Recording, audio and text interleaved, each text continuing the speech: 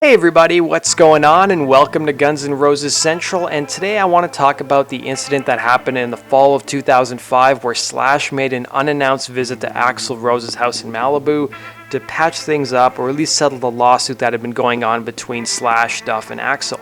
So Slash talked about it in his book. He first started by talking about what happened when Velvet Revolver first got signed. So Slash didn't agree with the manager that they had originally had, so he got his own manager separate from the band. And this created a lot of tension between him and the guys in Velvet Revolver.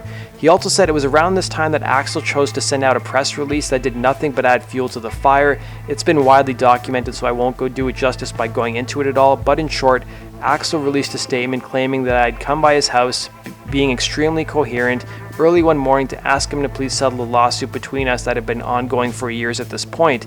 It's also claimed that he and I talked for a while and that I had nothing but disparaging comments to make about Scott Weiland and everyone else in my band. The truth is I haven't spoken to Axl since 1996. It's sad but true. I did go by his house one night, but I was drunk. Perla wasn't, and she was driving. I walked up to his door and delivered a note that read something like, "Let's work this out, call me, Slash."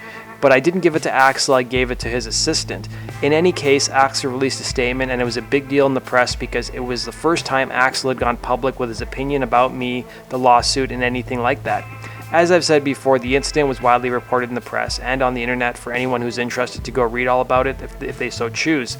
The fact of the matter is that the incident and the resulting negative effect it had on Velvet Revolver was very unsettling to me. So Slash talked about the lawsuit, saying it was a nightmare that had gone on too long. For fear of further litigation, the easiest way to explain it is to say that since 2001 we were involved in a lawsuit over the rights and profits stemming from licensing and merchandise. It was a typical broken up band litigation where one party complains of underpayment by another party. The road of rock and roll is littered with this kind of shit. Now Slash had to basically defend himself from Axl's accusations. He said the guys in Velvet Revolver were very dubious about accepting my story. At the same time, I was very sincere about telling them the truth. At first I thought I should respond publicly and told my band that I would, but later decided it would even complicate the issue even more and prolong it. And he said I wasn't sure what to do. I still wanted to proceed. My credibility was riding on it. We had a band meeting a few days later and Scott Weiland didn't show. It was obvious to me that since I hadn't made a move, I'd let him down. Then Scott released his own rebuttal. He attacked Axl on every level, and my instinctual reaction wasn't, "You're right." It was, "You can't talk shit about Axl. I can talk shit about Axl. I can talk shit about Axl all day if I want to. That's because I've had to deal with him for years, but neither Scott nor anyone else had that right." Tensions in the band had escalated as a result, and I got my gear out of Matt Sorum's home studio where we'd been writing and rehearsing. Word on the street was that I'd quit Velvet Revolver to rejoin Guns N' Roses. I don't know who started that rumor, but it had legs enough that it caused an exhausting internal battle.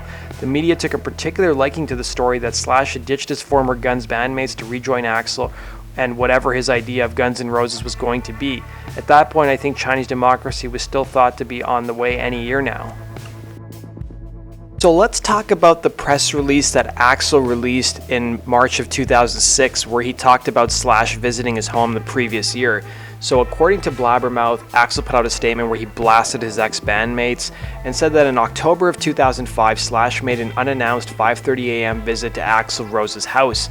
Not appearing to be under the influence, Slash came in to inform Axl that Duff was spineless, Scott Weiland was a fraud, and that he hates Matt Sorum, and that in this ongoing war contest, or whatever anyone wants to call it, that Slash has waged against Axl for a better part of 20 years, that Axl has proven himself the stronger. Based on his conduct and showing up at Rose's home, Axl was hopeful that Slash would live up to his pronouncements that he wanted to end the war and move on with his life. Unfortunately, that did not prove to be the case.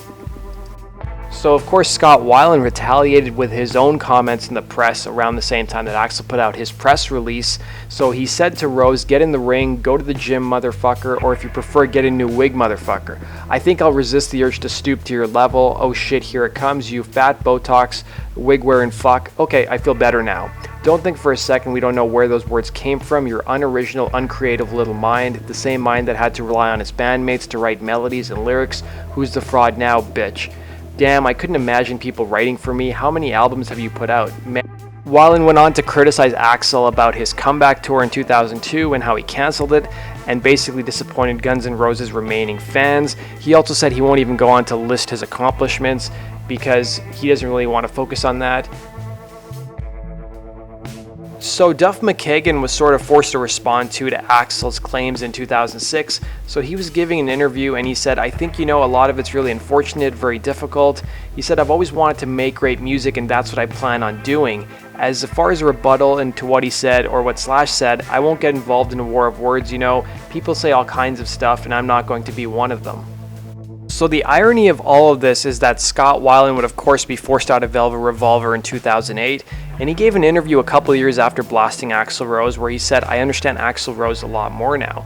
So during the interview he gave to Team Rock, he talked about how Velvet Revolver basically regurgitated the same story that they did with Axl in their last band, where the lead singer was being demonized. He said, "Originally I thought, what a troll Axl must have been, what an evil man, but you know what, I have to say I have an entirely different opinion of him today."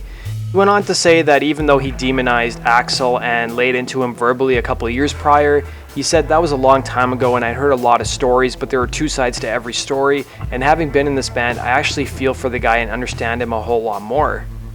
So there's an interview that Scott Weiland did in 2011, I believe it was, when he had his book out, and he talked about Velvet Revolver. Here's what he had to say. Hours of sleep. What'd you say, Robin? I said he was in Velvet Revolver. Yeah. He's not anymore. No, he got rid of those guys.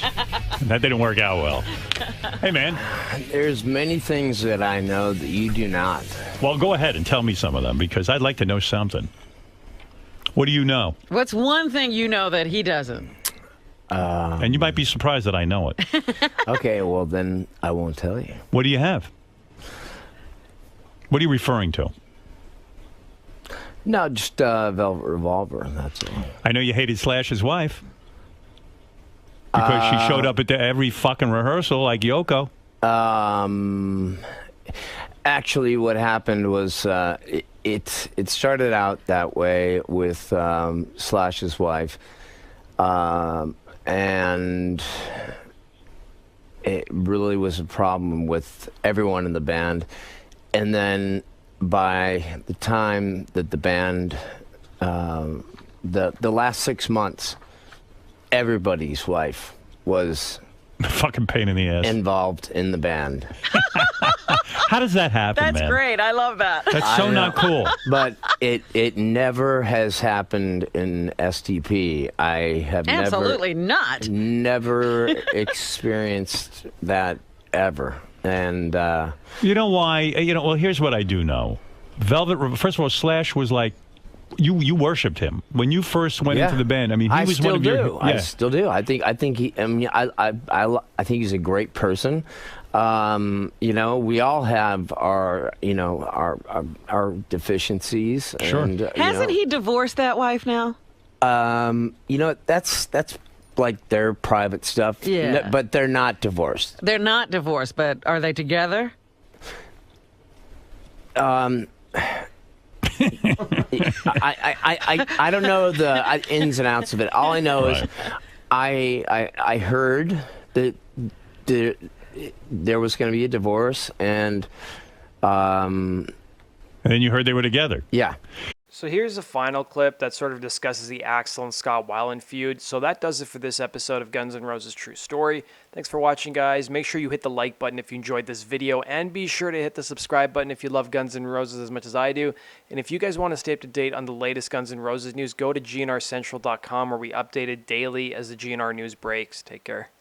For his part, Axl ignored Bon Jovi's scorn and instead turned his jealous eye to Velvet Revolver, a.k.a. the band that has everyone from Guns N' Roses in it except Axl.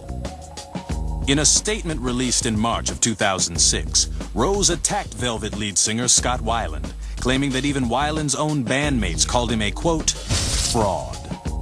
Scott Weiland a fraud? A man that wears a Ramones t-shirt? That dances like Iggy Pop? That sings like Eddie Vedder? A fraud? Always the gentleman, Weiland took the high road and responded with some artful understatement. Excuse me, I'm chewing gum. No problem. Calling Axl, quote, a fat, Botox-faced, wig-wearing end quote.